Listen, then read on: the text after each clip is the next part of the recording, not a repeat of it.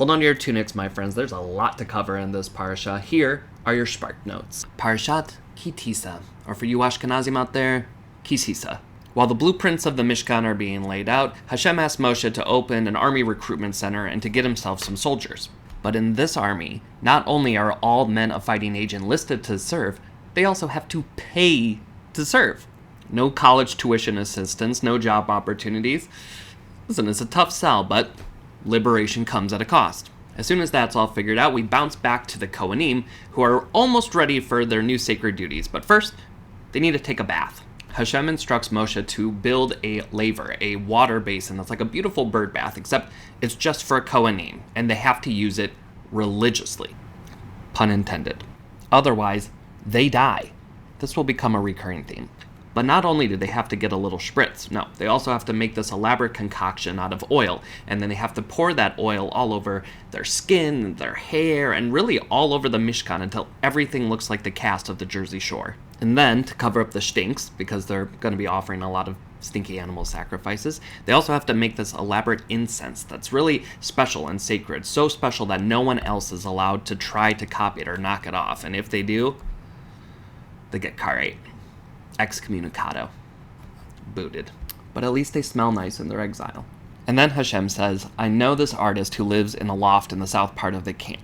He does the most creative things with gold and silver and different metals. His name is Bezalel. You will love him. And so Moshe hires Bezalel and his entourage to be in charge of hashtag the Mishkan Project. And he gets a lot of buzz on Twitter, and the Bezalel's name blows up in the art world. Meanwhile, Hashem is almost done conveying all of this to Moshe Rabbeinu. Remember, Moshe's kind of lone wolfing it right now at the top of the mountain while everyone else is down below. And Hashem sends Moshe down the mountain with 2 tablets, neither of which are iPads, and he sends him down and he's whistling a tune completely oblivious to what's going down below. Scene change. What's happening down below? Shenanigans and tomfoolery. The Israelites are losing their minds that Moshe Rabbeinu is taking so long up there. Plus, he didn't write, he didn't call. And so they say, okay, I guess life as we know it is over. They're a dramatic bunch. Aaron, trying to play it cool, says, don't stress, don't worry, everything's fine. He's fine. But you know what? If you happen to have some gold jewelry or something, why don't you hand it over, because I know this really cool party trick. And so they give him all of their gold jewelry, and he takes it and he gathers it all together and he plops it into the fire, and what comes out? This cute little golden cow. Aaron's ready to take a bow, but instead of just clapping politely, the Israelites go full Lord of the Flies and start worshiping this cow hard. Meanwhile, Hashem calls out to Moshe, who's getting ready to head down to the mountain, and says, you're not going to believe this. But Moshe actually does kind of believe it, because these folks they're a lot. But Moshe responds in a pretty interesting way and actually argues back against God and said, listen, I know it would be so much easier to wipe the slate clean and start over with a new group of people, but this is the people that you picked. You picked this people, and like it or not, I think you have to stick it through with them. And then he adds, plus, you and I are pretty tight, and that's got to count for something. And it does. It does count for something. And God says, you're right, and I'm not going to completely annihilate this people, although, for the record, I do want to.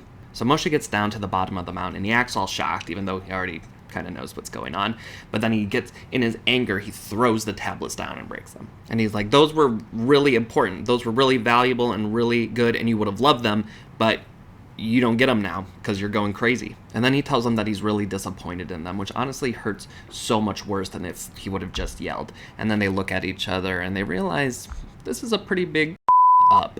God takes some time to cool off, but marks everyone that sinned against God with plague and a promise of retribution. And then God says to Moshe, okay, let's try this again with 2 new tablets, still not iPads. Let's try it again. We'll go back to the top of the mountain. We'll do the whole thing all over again. And Moshe says, okay, that sounds great, but this time, can I look at your face? And Hashem says, no, but you can look at my back. And Moshe says, deal.